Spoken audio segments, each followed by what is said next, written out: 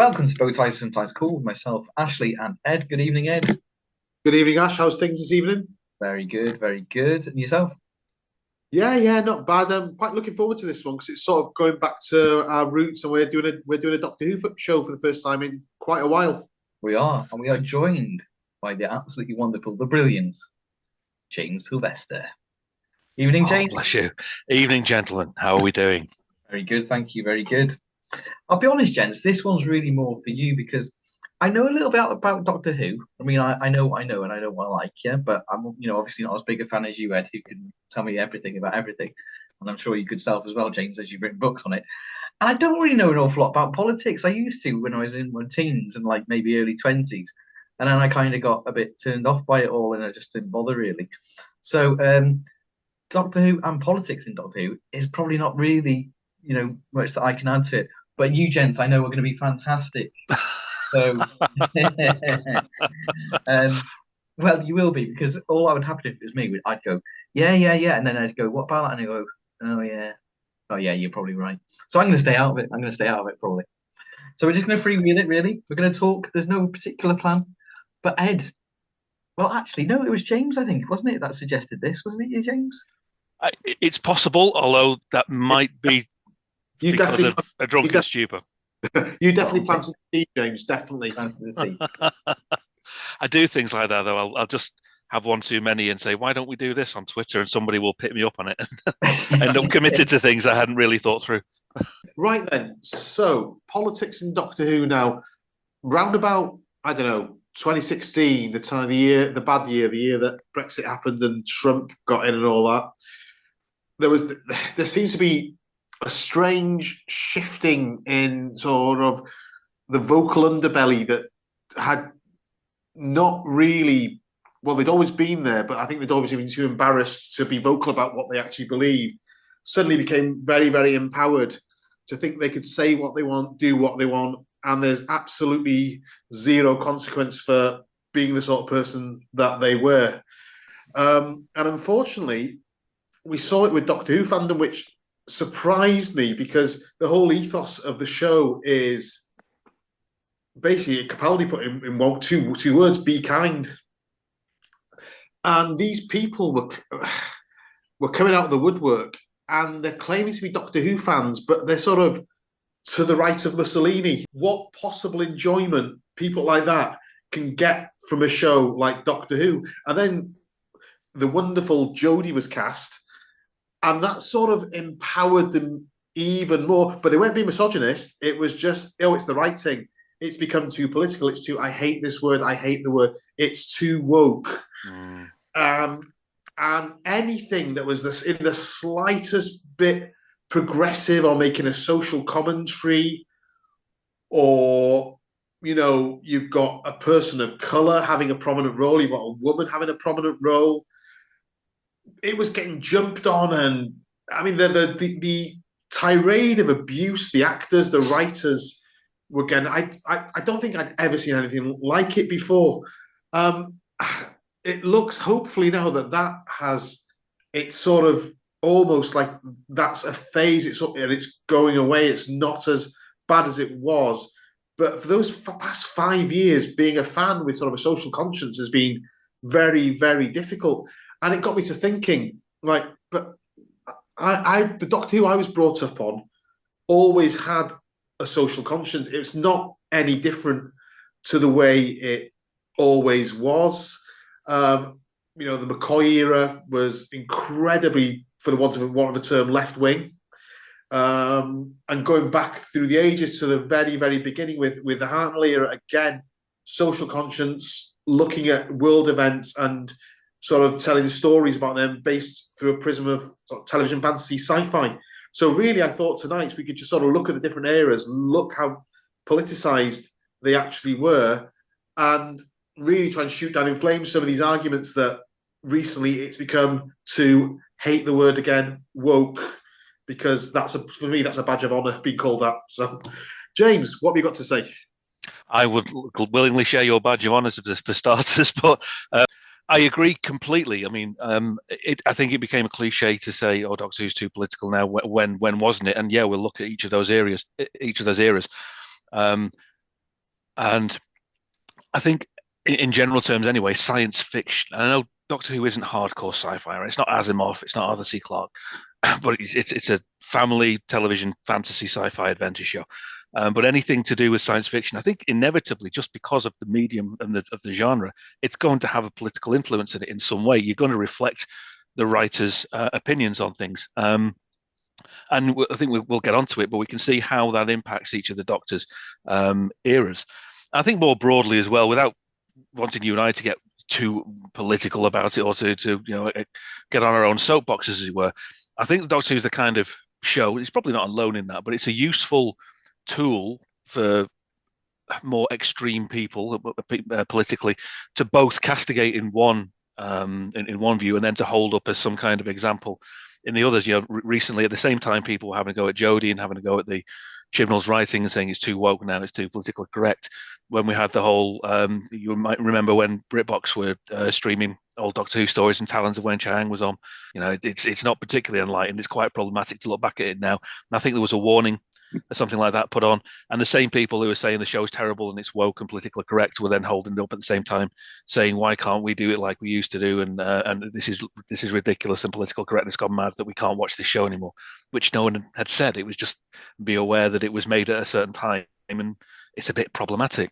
So yeah, I think it's a useful tool for people who don't really think too deeply about it. But yeah, well, as we get into it, it's always been either influenced by writers who were influenced by their own life experience and therefore putting a political message in, or overtly trying to convey a particular message, which predominantly has been of the left or of a more enlightened and progressive view. So yeah, let's get onto it. I agree with everything you said. No, I agree with everything. And on that bombshell, we've been bow ties sometimes. Cool, thank you for listening. So, no, like I said, I'll probably just step back for this, chaps. I'm actually here with the thesaurus at the moment, working out what you're saying. No, yes, Hartnell. I mean, right at the beginning, you've got his companions, first of all, a couple of teachers. So they're educators, they're obviously educated people,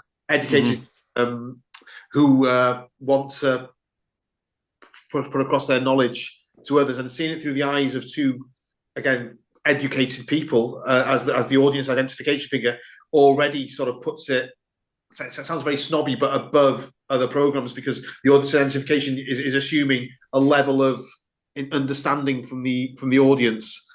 Now, yeah. The first story, An Unearthly Child, it was a scene setter, but we probably all know this. The Daleks was really a look at fascism and the atomic bomb. Absolutely, and that's one of the things, isn't it? It's probably the first instance right there at the beginning of a political influence, as you say, the atomic bomb, the dangers of radiation that people were living through at the time. And it was also, I forget where I saw it, but I have seen this in the past on some forum somewhere, and I think it's a very good point. It was written by people and crewed and acted by people who had very recently lived through a world war. So you had the conflicting, not conflicting message, but you had I suppose, an anti-pacifist and an anti-war message within one story. Oddly conveyed by a strangely Aryan race who were presented as the heroes of that, which is, I suppose, an unusual choice if you're having this anti-fascist message. But you've got the general theme, I think, of we want to live in peace, but there are certain things we will fight for, which is going to be the conveying attitude of people who've just come out of a war against a fascist power. And while it's perhaps, I don't think we would say, looking back at it now, it's maybe more subtly done. I think audiences watching that, particularly the grown-ups watching that with the kids, would know damn well what it was trying to say, and it would resonate. I don't think they would say that's subtle. I think that's probably what everybody was thinking. Yeah, most definitely. As you said, it was there right from the very, very beginning, because it was made. The show was made, as you said, by people who'd lived through the Second World War, but also the people who were making the program were young, progressive people.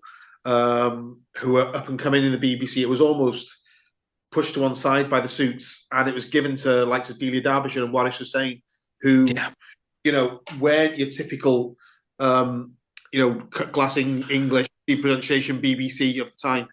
Well, absolutely. You've got a show spearheaded by excuse me, Verity Lambert, and as you say, Warwick Hussein was there. Dealey Derbyshire, so much influence. It was unusual to have women, ethnic minority people so front and center. I appreciate they were behind the scenes, but so front and center in directing the creative direction of the show. So I think right from the start, whether Sidney Newman or whoever sat down and thought, well, I'm going to make this really progressively inclined thing. I don't think he probably did, but it was crude and devised and produced by people who were very much of that generation. And you can tell, yeah, you've got companions who are the educated middle class, as it were. It's very middle class TARDIS, that first crew. And that is just reflecting the times. But as you say, it was about educating people. So there was a mission behind it. There was a mission behind it, educating people with the historical stories. I think. Correct me if I'm wrong. I'm never quite sure if I'm right about this, but wasn't it really Dalek Invasion of Earth? It was the first time they actually, the Doctor anyway, tried to actively intercede in an event rather than running away from it, or I must get back to the ship and all that business.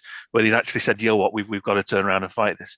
So you can see then in the second year how they thought, well, what works and what they want this character to be, which itself is an intervener. He's got to right wrongs. And you've got really the influence there of Barbara more than anybody who, so for want of a better word, humanized the Doctor. So again, right off the bat, you have got a very, very strong, incredibly well-written female character as a central character in a program, which again, female characters before that tend to be yes, darling, no, darling, the T's on darling, sort of. Yeah. So for sitcoms of the time, but she stands up to the Doctor. She gives him what for. She tells him when she's wrong, and she is a moderating influence because the very first episode, you get a scene where the Doctor's going to bash up someone's head with a rock. Yeah. Absolutely. I mean, he was not a hero. You'd struggle to call him an anti-hero. He was a pretty unpleasant guy who'd kidnapped some people and sodded off with them to times ages past. So it took a while for his character to mellow. And as you say, I think Barbara was very much the driving force behind that. Ian wanted to go toe-to-toe with him and perhaps have a battle of egos. And Barbara was the one that probably got through to him. And it's a curious thing because whilst I think Barbara's writing for the main, certainly in the early days, was very strong. Whether that was then to the detriment of Susan's character, who knows? But she was obviously significantly underdeveloped by the time she moved on. But again, I suppose that's an inconsistent approach to writing women. Maybe I'm not the best person to talk about that, but it's quite apparent that Susan becomes progressively more sidelined and takes that role of screaming child who we must rescue. So going on, just before the Dalek Invasion of Earth, the first story of season 2, not the greatest story, but Planet of Giants. That was a green story, probably 7 or 8 years before anyone had even stopped to think of, hold on, what damage are we doing to the environment, apart from in certain scientific circles. And that was broadcast as mainstream family entertainment on BBC One. Absolutely. I think it was a common theme. There were several TV shows of the time who had the dangers of science trope that went through a lot of TV. In the Avengers, you had the forgotten what they're called now, but you had basically their version of Cybermen. What were they called? Cybernauts. Cybernauts, yes. I was only watching them the other week. You have, and it's not just them, but you have a lot of examples that the science has got out of control, or people misusing science and causing damage through it. And that kind of green theme, as you say, it wouldn't have been called that then, but it was probably again a topic that was viewing audiences were probably quite used to seeing, or were about to get used to seeing it. It wasn't out of the ordinary. So while people with a revisionist head on might look back and say, well, it was far more subtle then. I'm not so sure that it was. It wasn't. It was in your face that the message was, we poison the world. That's the end of us. And that's what I got as a. When did I first see? I saw Planet of Giants when I was about 19, so I was a bit older seeing it. But the message I got straight away from that was the message that was coming out loud and clear in the late 80s, early 90s was, we poison the planet. That's the end of us. Yeah. So there was no subtlety at all. That was what I was saying.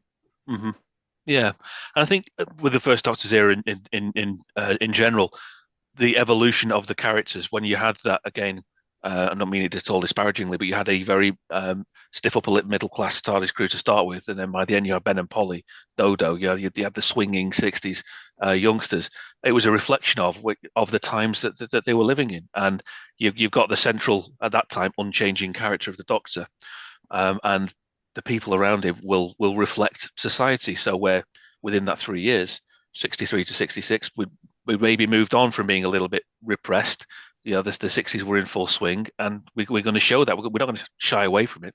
And Ben and Polly were, they were more open. They were working class. Certainly, Ben, working class sailor. Um, it, it was showing the audience these are real people. Not everybody that you see on the BBC now is going to be speaking with RP, and went to Eton. They were real people, and yeah, they're in our primetime show. And their first story, the War Machines, again, way, way, way ahead of its time with the fear of over mechanization, the fear of tech that a lot of people still have. But it's yeah, I mean, if the first Doctor's era it's not really sort of viewed as an overtly inverted commas political era, but the social commentary and the addressing the fears of the viewing audience was there right from the very beginning through his whole run. It absolutely was, and again, I think that's inevitable with sci-fi. The topics you're going to touch with a sci-fi story, whether it is a hardcore Asimov style story or something more light, they're all going to be similar topics, and they're going to be reflecting on fears people have taken to the nth degree. So you're never going to get away from reflecting society or reflecting society's fears. Yeah, let's go on to the second Doctor era now. Now, Kit Pedler, Jerry Davies created the Cybermen. Now, I don't know if I've read it somewhere or it's me making this up, but the Daleks obviously were seen as were an allegory for fascism. The Cybermen, which were a more prominent monster in the Troughton era, were an allegory for communism. Whereas the Daleks wanted to destroy anything that wasn't unlike, the Cybermen wanted to assimilate you and make everyone the same. That's a really interesting. I don't think I've ever encountered that point. But it's a fascinating one, and yeah, you can really see the parallels there. Yeah, Cybermen want to make you like us. Yeah. No individuality. We're all doing the same. So in terms of the public perception of communism, the dangers from the east and the encroaching powers. Absolutely, that's a really fascinating. And I don't think I'd ever heard of that before. I mean, the Dalek fascism allegory is obvious. I mean, Terry Nation's obviously been a little inconsistent over the years about where the exact inspiration came from. But again, even if it was subconscious in the Daleks, it was pretty much right out there what they symbolized. Extermination and suppression of anyone who isn't us. Yeah, fascinating. Yeah, because you've got the Cybermen. I mean, you've got the original Cyberman story, the Mondas one, and you've got the Telos story, you've got the Planet 14 story. And it's almost like sort of, if it is an allegory for communism can happen in any country. And sometimes, unlike fascism, it happens with the best of intentions, but it turns into horror. Yeah, and that's really with the Capaldi stories then and that reference, it happens wherever there are people. Yeah. That really actually speaks to me. That's fascinating, and I never encountered that before. Ooh, I like learning new things. Oh, there we go. I don't know if it's something of mine or something I've read somewhere and just assimilated myself, but it's something that's always been in the back of my mind. The Daleks are fascists, the Cybermen are communists, but they're both two extremes of the same thing. Yeah, well, just like those ideologies, two cheeks of the same arse, as my old politics professor used to say. Sorry, I'm always come on your show and swear. I do apologise. That just shows my lack of vocabulary. But apart from the Cybermen, I didn't find the Troughton era as politically engaging as the Hartnell era, because you said, the Hartnell era, we had the companions that reflected the time, but the companions from the Troughton era seemed to be from history or from the far future, so they weren't. The audience education figure was completely different. Yeah, again, it was very much monster of the week with Troughton. So you can make whatever analogies or comparisons that you want to really with any of them. I suppose it wasn't until the War Games, which is very, very anti-war and anti the way, criticizing the way generals treat their troops. And again, Troughton having been, was he a commander in the Navy, wasn't he? He was. He was. Yeah. you can see that's the kind of story he'd want to tell, and why he enjoyed his last story so much. But I do think, and I'm sure people will tell us in comments if we're wrong. Until you get to the war games, the political influence that you had in the Hartnell era probably isn't there for exactly the reasons you've described. It's no longer a reflection of the world around us. Yeah, and saying on the war games, I watched a few weeks ago an early Kubrick film called Paths of Glory, and I don't know if the directors of the war game ever saw that, but there's so many similarities about the way the generals treat their troops and the way the scapegoats. If the generals make something wrong, it's always the ones lower down the chain that are blamed. Yeah, it's good. You don't know where people's inspiration comes from, do you? But you can certainly see it in that, because I think you always kind of shy away from 10-part stories, don't you? But War Games is a masterpiece. It's brilliant. So hopefully, yeah, there's a link there. Onto the Pertwee era now, and now this is where things get really interesting. So, as a child, I was a young person. I hated Pertwee. I thought he was an arrogant, pompous establishment Tory. And then I have just watched I've just last night finished my watch through of Doctor Who from the beginning, and there's no truth in that at all. The man is, I think he's an eco-anarchist disguised as a member of the establishment. Absolutely. I mean, I've always loved him.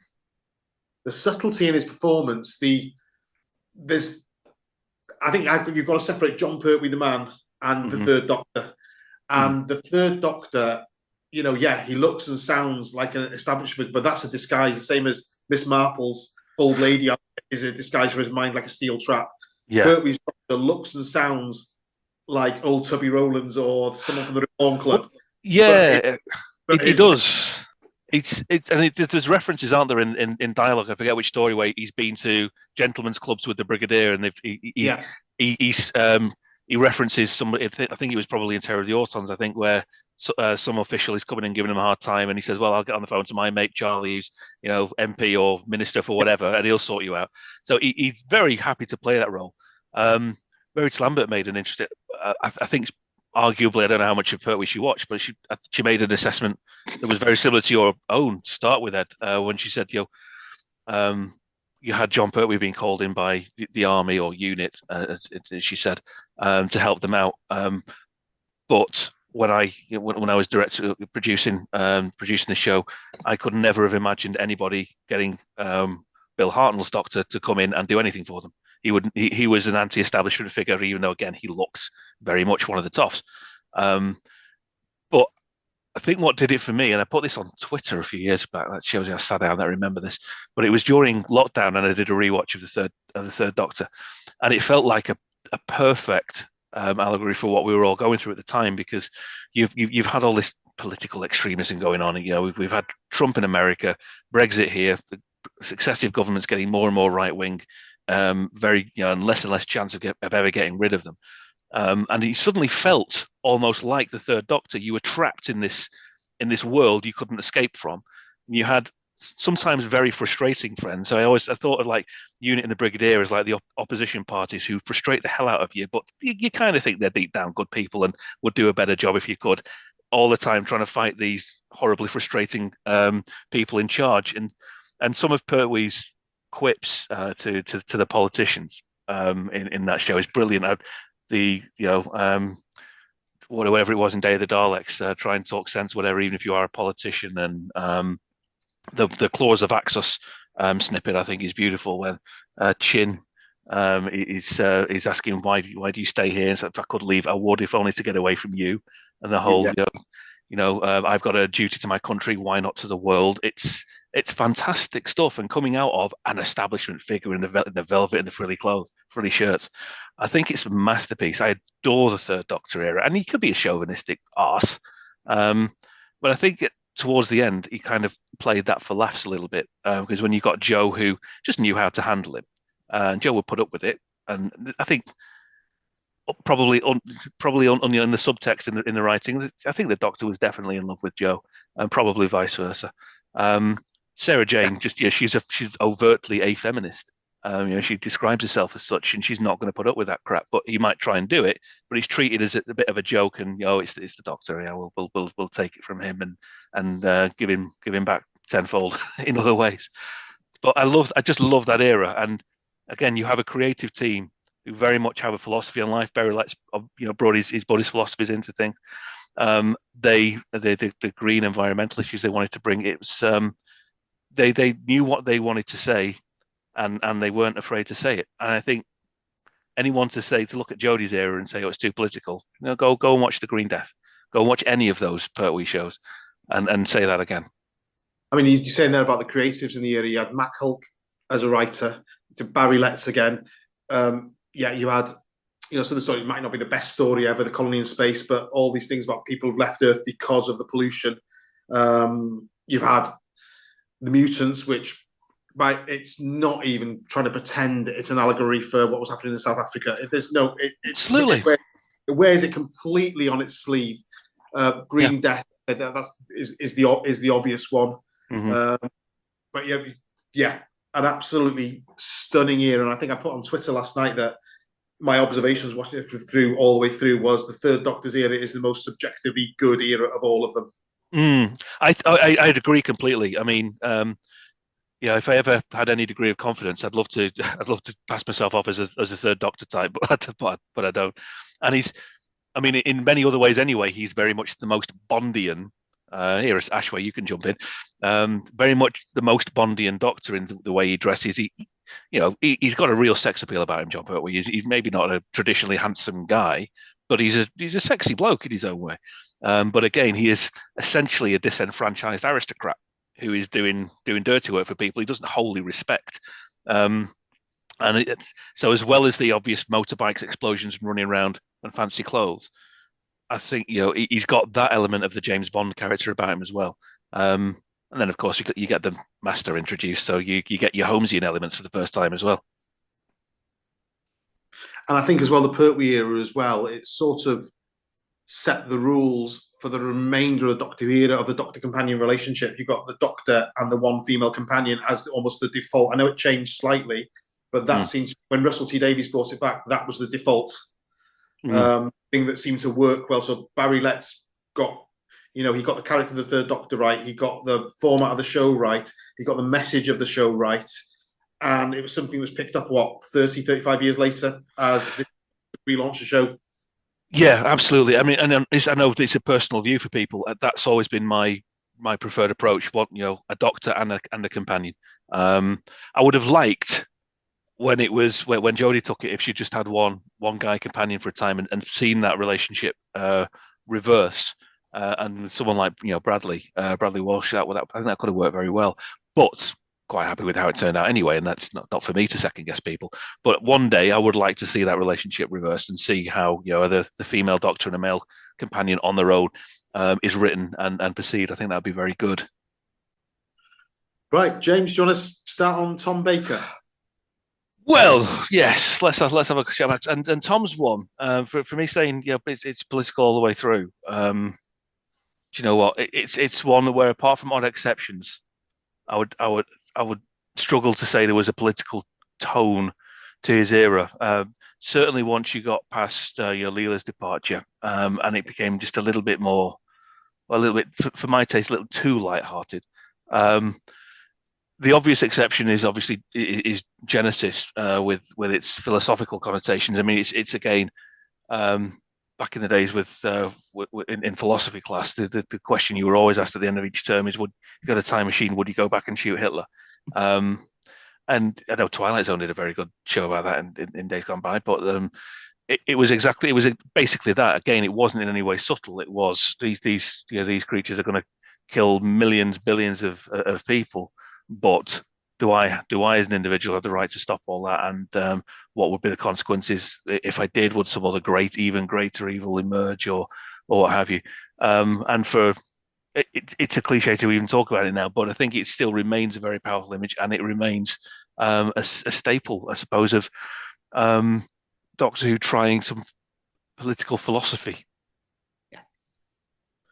I mean, you got as well Sarah Jane Smith's character, who started very well with the Pertwee era of sort of being, she's a feminist, she's a journalist, she's an independent woman, of becoming as much as she's probably is the most popular companion ever, and Liz Sladen's wonderful, but a character degenerated slightly with Tom of becoming just a sidekick, which is yeah, it is a shame, and I can understand why she left. I think a lot of the criticism of how women are presented possibly comes from Tom's and Peter's era, as well. I mean, it's a horrible thing to say, but you would kind of expect it to a degree in '60s shows. Hartnell being a bit of a fuddy-duddy and the patriarchal figure.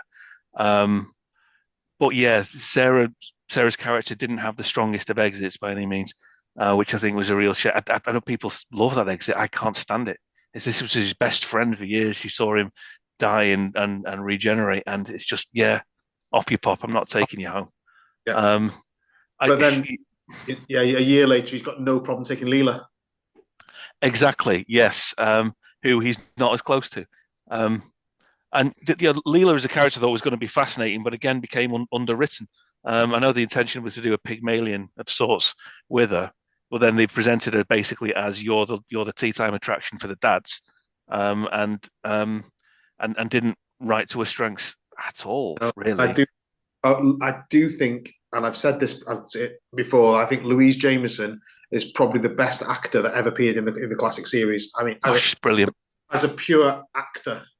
She's wonderful. Yeah, incredible. I mean, the thoughtfulness she puts into all her performances. That the one she said herself.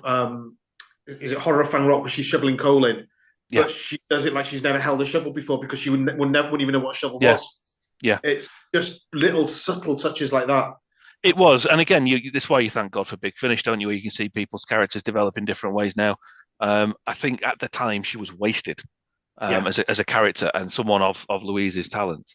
It was a real shame. But the show at that time was all about Tom. But even that he was the star, he was enormously popular, and in his own words, he was adored, and he really was. So I can understand it. I don't think it was necessarily the right thing, and I think that's where there's a lot of justification in how Doctor Who has treated women in the past.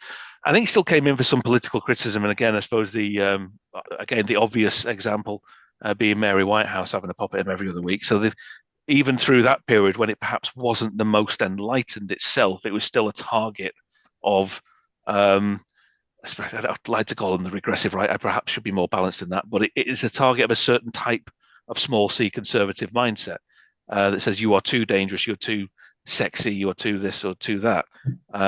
So even while in itself it perhaps wasn't consistently anyway, I'm sure there are other examples that I can't think of, but it wasn't consistently portraying a political message or a political ideology or way of thinking to the audience.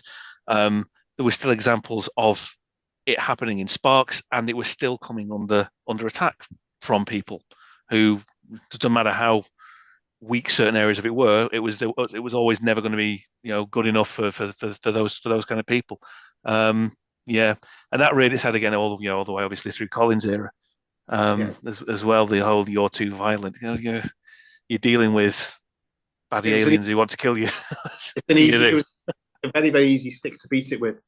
Yeah, it was.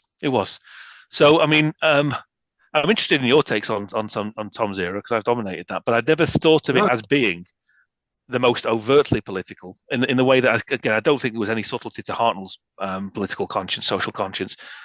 Certainly not Pertwee's. Tom's, I think there were elements from certain directors and certain writers, Sunmakers being one, with the anti-capitalist. To come on to the Sunmakers, it's a funny Sunmakers. It's sort of having a go at the taxation system, which is very right wing, but then it's pro workers' rights and bring down the corporations, which is very left wing. So it's probably my favourite Tom Baker story, but it's a very confused message. It is a confused message, and again, I'm not sure. I'd love to see an interview on why it was written that way. But again, it does reflect the turmoil of the times. You had governments chopping and changing every 5 minutes within in the 70s. The governments felt there was obviously a lot of strike action, so there were probably sympathies on both sides to that argument. And maybe it was a case of the production team pitching down the middle and saying, well, we'll play to both wings, as it were. But yeah, you've got that undying image, I suppose, of the workers rebelling and chucking the dude off the top of the the top of the centre. Monty um, Python style. it was, wasn't it? I mean that was played for laughs. Again, it's I don't say I don't like it. It's like I'll watch any Doctor Who and love it, but it's not my favourite era as a show. That even the serious elements were just played for laughs, played a little bit too light-hearted, and this is all a big joke. And yeah, it's a TV show, fine. It's not life and death, but I like it presented in a slightly more dramatic way. Um, but yeah, apart from odd instances, I'd struggle to say there was a defining political message of Tom's era. Can't think of a single one. It was, as you said, the Tom Baker show, and he was adored. And it was Tom being, I mean, from Graham Williams onwards, it was Tom, being completely in charge and having a ball. And, good luck to him. So, Davison, here comes the 80s. Here comes JNT. Do you know, Davison? I love Davison. He's come out as possibly my favourite Doctor. Mm-hmm. But I can't think of anything overtly political in his era apart from maybe Kinder. Oh yes, yeah, Kinder was very. The only one with a lot. Again, it's quite for its time progressive with its portrayal of alpha females and the effect of colonization on indigenous populations and the repressing of their cultures. Kinder's my favorite, probably my favorite story of the classic era. Yeah, I love it, and there's a lot to it. I think I did a New Adventures panel back in, God, that's how old I am, 1996 at a convention, and one of the questions was, if you could rewrite a Target novelization in the style of a New Adventures, which one would you do? And Paul Cornell, who I absolutely love, straight away said Kinder. He'd want to do Kinder and flesh it out as a 3 novel. And yeah, Kinder is just superb. It's not overtly political. It's not, I don't think it's got a message. It's not trying to make a point, but the story itself is the point. Yes, it is. And I agree with you. There's Kinder and possibly Androzani about warring factions and drugs and stuff like that I think possibly has a political tone to it. Toxic capitalism. Yeah, exactly. That's possibly the only other overt example. But it was possibly, and this sounds paradoxical because of JNT, who he was, a gay man in the 80s, wouldn't exactly have been the right's biggest fan. But I think in some respects he was very conservative in the way he presented the show. It was very much, this is a family show. And for all of the, Tegan and Issa being made to wear all sorts of ridiculous costumes, that whole absolute aversion you had to any suggestion that there was a romantic relationship, where you had Joe and the third Doctor who, they loved each other. It was obvious. I think Sarah Jane and the Doctor were just best mates, really, but it's just my reading of it. But it went to such pains. There is no, as he says, no hanky panky in the TARDIS and all that. That again, perhaps by focusing too much on that, or not ever letting them have any kind of inkling in their relationship that things were different, maybe the writing suffered in that way. And as Caroline Ford said, he didn't even want her to call Richard Hurnell grandfather for 5 Doctors, because he didn't want anybody to think that the Doctor had sex, which you think, really, this is astonishing. And apparently she said, if that's the condition, I'm not coming back. So she just laughed it off. So that's ludicrous. And it feels an extreme example, but in some respects, it feels like he was going out of his way to make it a presentable, almost like an 80s nuclear family in the TARDIS at the time. I think it was too crowded. I don't like big TARDIS teams. People don't get enough, characters don't get enough room to develop in 25 minutes. And I think, it was from going to be a rebellious adventurer, he became the intergalactic family that went around, not like the fam, not like this in Jodie's era, but it was the nuclear family who go along, but they don't actually have anything that could be approaching intimate relationships, either sexually or in any other way. Your family Kinder though. Nyssa was sidelined for the whole story. Tegan was on her own, doing her own thing.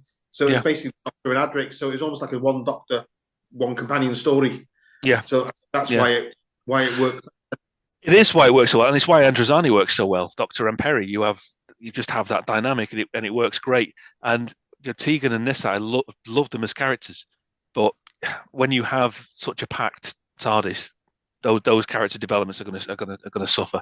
So again, yeah, aside, I don't think Saywood is a particularly political guy. You certainly compare him to Andrew Cartmel, when you have him and that group of writers who you wanted to work with. You've got the stereotypical angry young men who were in charge of the show then, who could pretty much not necessarily ride roughshod over GNT, but he was in a position by that stage of, I suppose, not really caring what happened with it, as long as he had someone who would do the work. So they could get away with a lot more. Saywood, I don't think, was ever that inclined to rock the boat politically. He just wanted to tell stories. So it's possibly, the end of Tom's era, the bulk of Peter's era are probably the two that I think are not as political as others. Yeah. So what is it about Colin then? I can't, apart from Varos, I really can't see anything political in Colin's era. What have you got what can you see that I can't see? Well, I just don't think possibly in the way he presents, and I can't really think of a justification for this.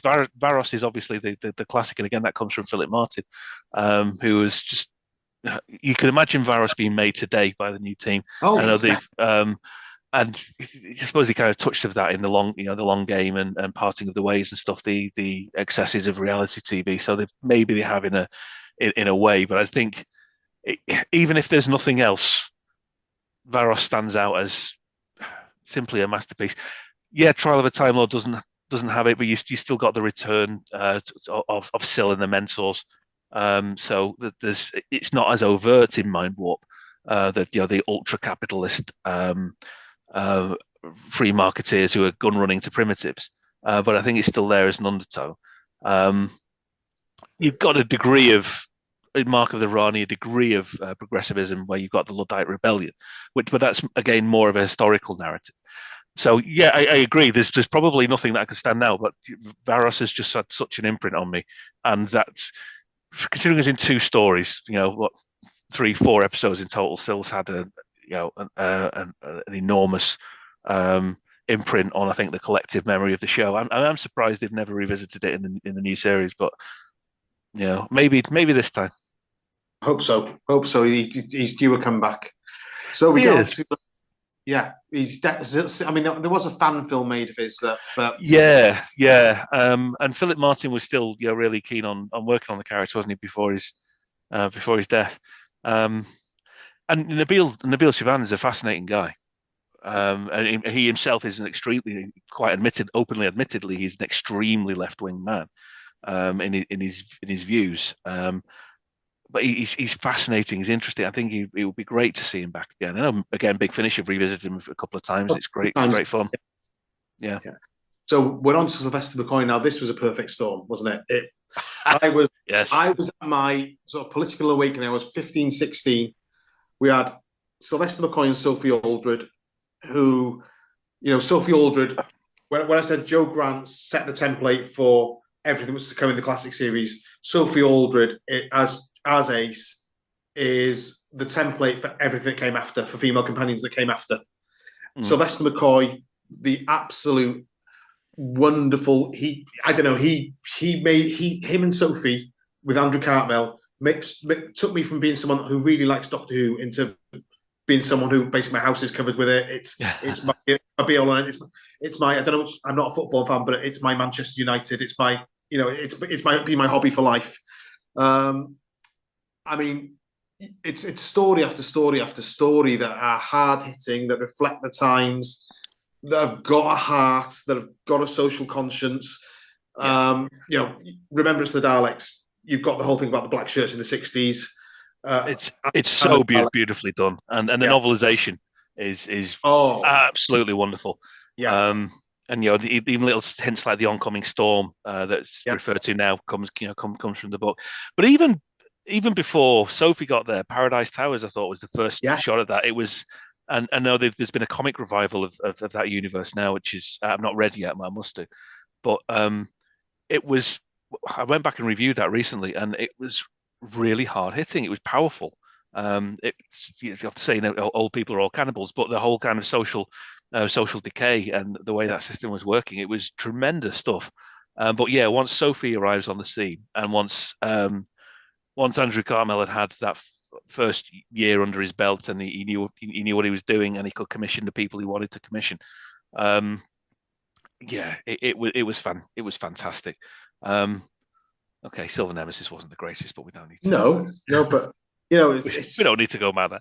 watchable. It's all Happiness watchable. Patrol. Happiness Patrol. Well, That's a classic for me. I mean, the Happiness Patrol is again, it vies with me yet with Kinder as my favorite story of the classic era.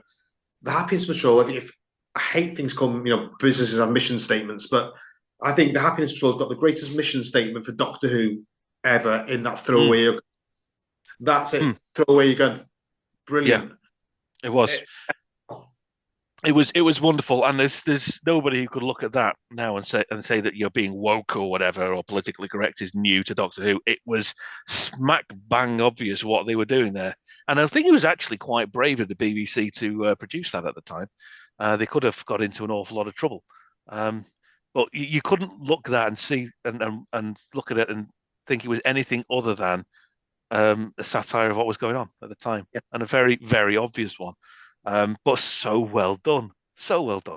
And I love the Candyman. I don't care what anyone says. Oh, I love the Candyman. I wish that Eaglemoss hadn't gone bust and they could have made one. Oh yes, I'd have had a Candyman, definitely.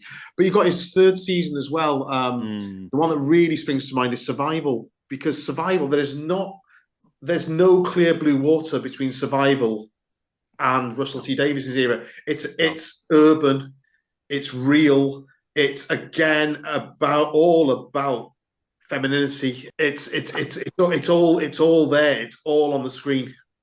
it was. It was a masterpiece, Survival. And like you say, it could easily have come out the week before Rose, and you wouldn't have noticed a difference in style. Yeah, again, 1989 on a tea time, well, early evening as it was then, Wednesdays at 7:30 or something, wasn't it? Show, and you had the lead character basically pondering her sexuality openly. Yeah. And if more of the original story had been allowed in, that would have been more overt. But I think all of us as young people watching that knew exactly what they were talking about and what was going through the characters' minds. And yeah, for people who say, "Oh, Doctor Who shouldn't talk about sex and sexiness and sexuality," well, yeah, it's always been there. In any kind of human relationship, there's going to be an element of attraction or discovery. Survival, like I said, is absolute masterpiece of a story, and the show was cut down in its prime because in 1989, for me, it was better than it had been any time since 1974. I can agree with that. I think it was great. It was production values were letting down, and it was cancelled at the time when I think CGI was coming into being. Was probably at a decent enough level to have been able to make that show a lot cheaper. And passably believable. I still remember watching the opening to Time of the Rani and thinking it was good. Wow, look at that! I'd never seen anything like it before. But I think by '89, if there was been a 1990 series, you could have done it. But the BBC just actively hated it at that point, and they while the show wasn't trying to hide what it was, almost possibly an argument the BBC didn't care what it wanted to show itself as because they hated it and were going to get rid of it one way or another. But it is such a shame. I mean, I don't know how true this is, and it's probably an internet rumor, which I shouldn't repeat, probably fake news. But I hear that something like one episode of Doctor Who at the time, one episode of Red Dwarf cost about as much as half a series of Doctor Who, and there was always the argument that British public don't want to watch sci-fi, and then like a year later we got Star Trek Next Generation on, and everybody watched it on BBC Two. It was just never a real argument. But hey, what's done is done. But yeah, that whole last series again, you got the nuclear fear of nuclear war and conflict in battlefield. Ghostlight, perhaps not a political message, but certainly very esoterically interesting. Curse of Fenric's again, pretty blindingly obvious what it's trying to say, and survival in terms of his attitudes to human relationships, and reflecting the modern world was sublime.